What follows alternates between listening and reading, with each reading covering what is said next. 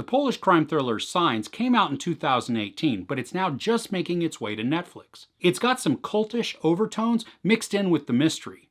So should you shave your head and don the blue robes and Nikes and then go all in for this series?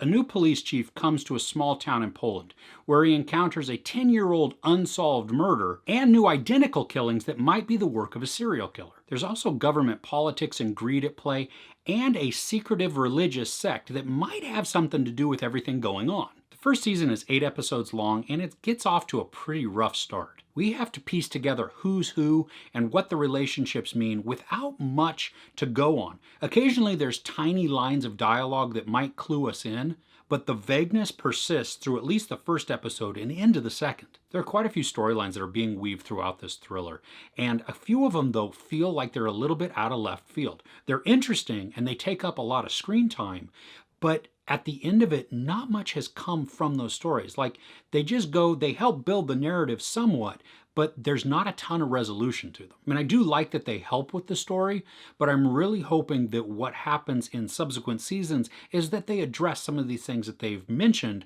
or introduced and then kind of left hanging. Some of the characters in this are really easy to like. I mean, they grow on you right away because they're just nice, they're personable, and others are the complete 180-degree opposite. They are absolutely despicable. I mean, those characters, especially a couple of them, do a really good job at creating a visceral response to them. Now, the secretive religious sect is of mild interest in this show. When I first saw the trailer, I thought they were going to be a large focus and a large moving, driving force throughout the narrative. But as it stands, they're not. I mean, they do serve a purpose to the overall story, and they are present, and they do make a difference in what's going on, but they're just not nearly as large of a part as I believed it was from the trailer and the description. I mean, I really thought that we were going to get something kind of akin to the American TV shows The Following or even The Path, where you have a larger focus on that religious sect, cultish type of persona or perspective that influences other things around it. And in this, they're just kind of there, and they do have a little bit of influence, but I don't think that their true role has been revealed yet in this season. One thing that I really liked is the tension that is created when a new priest comes to town. He's really observant, he picks up on things that others don't. But then what I really, really love is the internal struggle and battle that he has once he encounters confession. I mean, he has to keep these conversations bound to silence just between him and the person in God.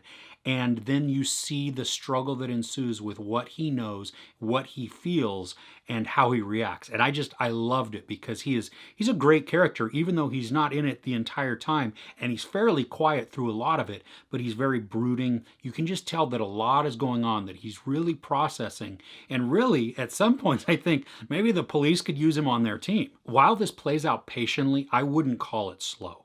I mean, it's got a steady build to it that just boils and boils until it erupts into just an exciting climax. I enjoyed the mystery that the show built, and I'm excited because it leaves us on a cliffhanger. We get some answers, which is good, but it left me craving more, like I can't wait for season 2 to be released. While I think some of the mystery of the show is obvious, to their credit, they were able to employ some twists. They were able to throw some red herrings at us that was enough to cause some doubt in me. So even though, yeah, I'm pretty sure this is where it's going, and even I'm a little bit disappointed that I'm able to figure out, or at least leaning very strongly towards something so early on in the season, but I'm not absolutely positive because here comes something else.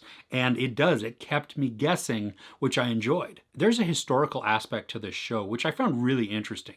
Now, I'm hoping that we get more information on it, that it's not just in this season, and it was just kind of at the surface level to provide a little bit of tension in between some characters. I really hope that they dive more into it, and it led me to be excited to research it on my own to see, is it historically accurate? Did these things really happen? Is this really a place? And what do some of these discoveries that they've made, what do they mean? Okay, so there are some problems with the story, and there are a few storylines that don't totally resolve.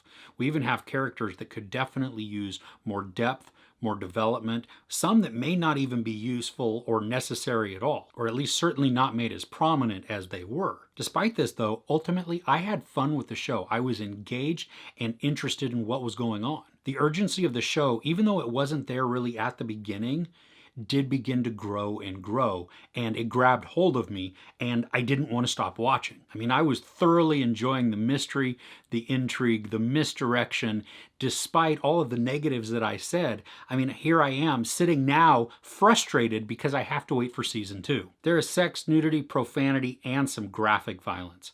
I give the first season of Signs 4 out of 5 couches. What's a good non-English movie or show that you're watching? Let me know in the comments below. If you enjoyed this review, please give it a like. Also, don't forget to share and subscribe. I'm Chris. This is Movies and Munchies. Thanks for catching with me.